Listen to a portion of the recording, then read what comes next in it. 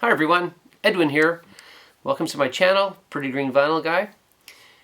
Today I've got a response video to a thread that James Griffiths has once again started, naming the best keyboard players in rock pop music. Now James did a great video and he actually mentioned like 3 of my all-time favorites, so I was like, I don't really know if I could do a response because he had Ray Manzarek, he had Rick Wright, and he had Steve Naive from Elvis Costello The Attractions. And I was like, oh, but then I started going through my collection and I found some. So let's get into it. Let's do a response. So the first one I'm going to do is Depeche Mode.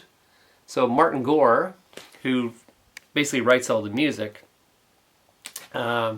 This is Music for the Masses, which is one of my favorite Depeche Mode albums. This has Never Let Me Down Again, which is just one of my all-time favorite songs. But Martin Gore is an amazing, not just keyboardist, but multi-instrumentalist. When they recorded Violator with Personal Jesus, that was the first time they'd used electric guitar in their music.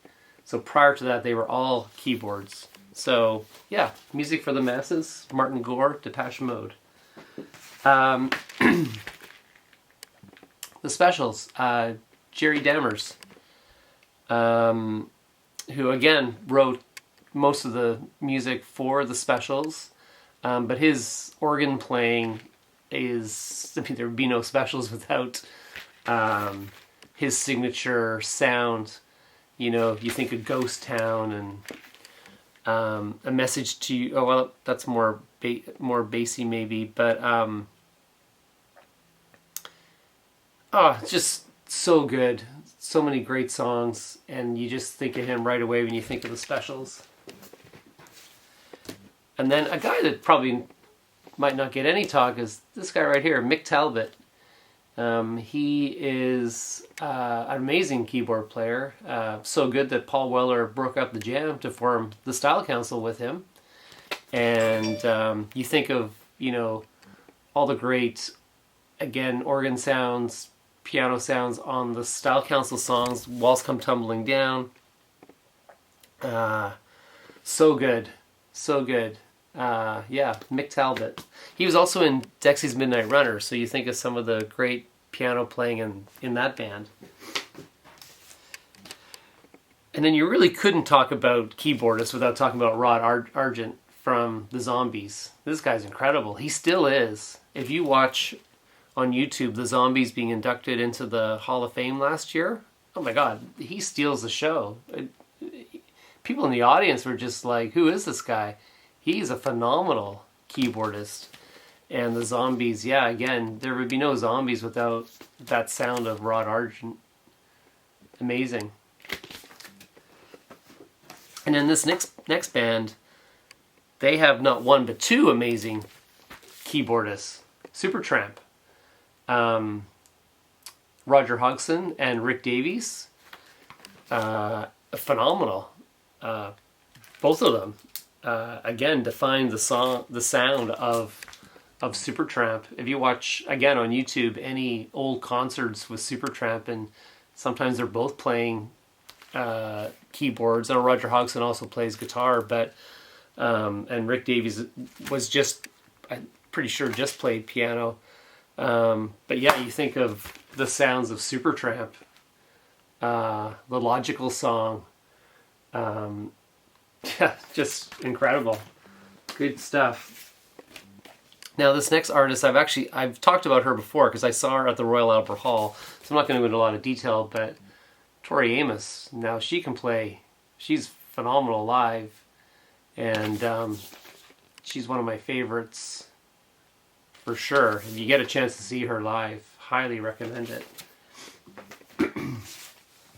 And in someone that, again, you think of all the great records he even guested on playing keyboards, but an organ, but Booker T, Green Onions. Just think of that line. Phenomenal, and guested on hundreds of albums. So good.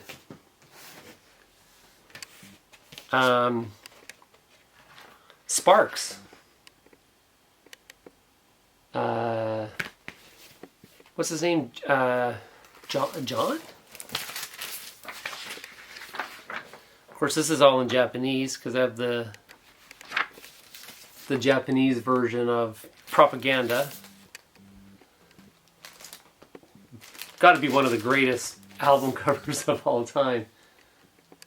There's a great interview with these guys on Jonesy's Jukebox, which is my kind of favorite YouTube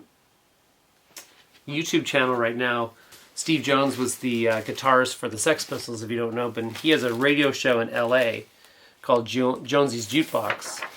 And he interviews the two brothers from Sparks. Phenomenal. And he's got a little keyboard in the studio, and he mucks around and plays some stuff from that. So absolutely Sparks.